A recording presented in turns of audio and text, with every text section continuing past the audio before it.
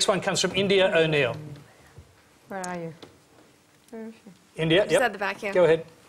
Time magazine world editor Bobby Ghosh famously stated that Osama Bin Laden's greatest legacy was redefining the word jihad from an internal struggle against vice to an external struggle against forces that would threaten the faith, which might involve taking up arms.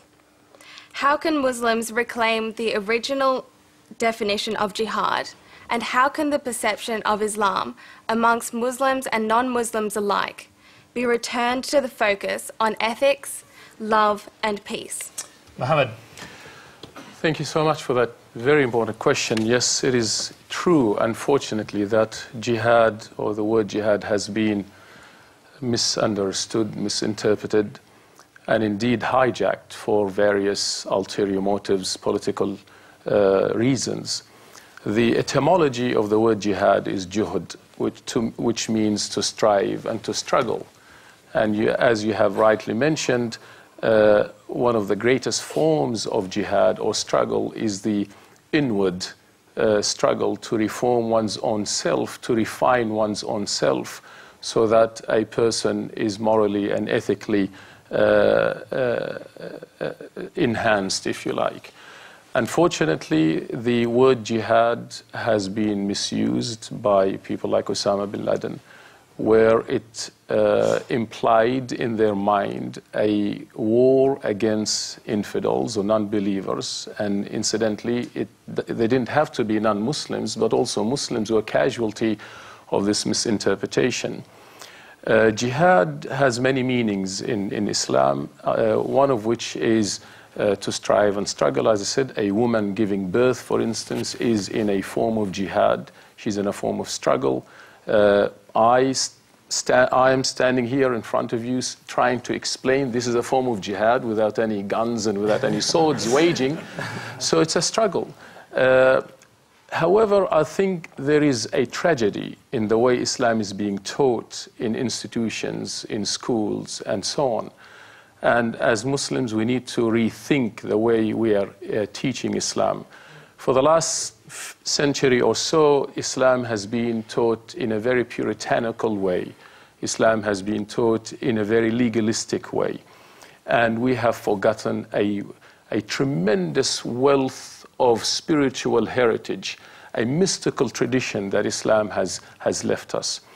And therefore, I think it's upon the leaders and the teachers to begin teaching their communities, the Islamic communities, about that wonderful, mystical, spiritual heritage that is intended to reform the inward of a human being and not only the external observances. Mohammed, can I interrupt you there, because you talk about the teaching and how the teaching has been wrong, and part of the distortion of the idea of jihad has included radical imams offering this again is a sort of sexual perversion, it seems, but offering to young men the prospect of 72 virgins in heaven. Specific number. In heaven, if they become a martyr and die in the process of, for example, a suicide bombing.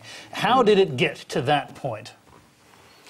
First, this number of 70 versions is somewhat concocted. I don't know how it came from, you know, to be specific about it. It came from the hadith. Yeah, but I mean, the hadith doesn't specify 70. There are 72. many hadith. Well, not 72, actually, it doesn't. There are various traditions, and that is a problem in Western discourse, not looking at the context when we talk about Islam or Islamic issues.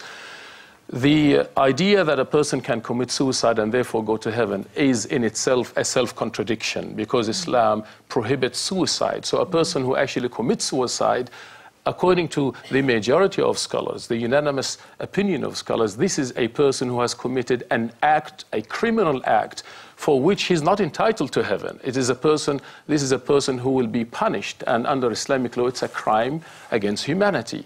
And so the idea that a person kills innocent people and therefore achieves the mercy of God in the manifestation of going to heaven is is a fallacy. It is a delusion in the minds of these people. And offered up, and I'm saying this because it does seem in some major religions, at least in branches of them, there's a perversion of sexuality.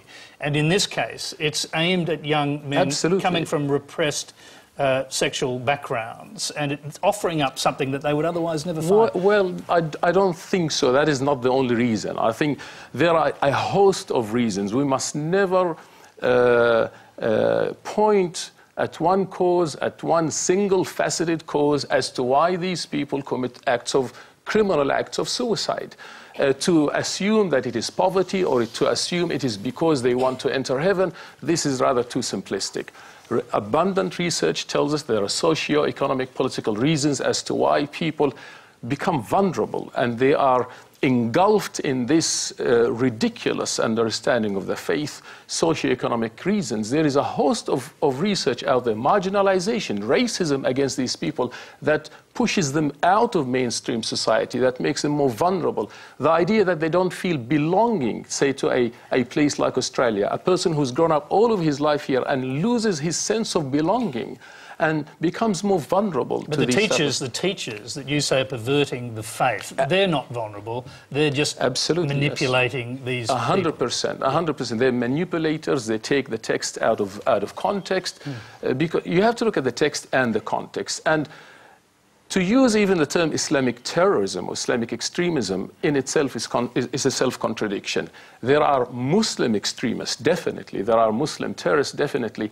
But Islam as a faith itself is 100% against any form of extremism, even sexual extremism. That is why in Islam, sexuality is recognized. It's an innate nature of human beings that must be expressed in a lawful way, but it should be controlled.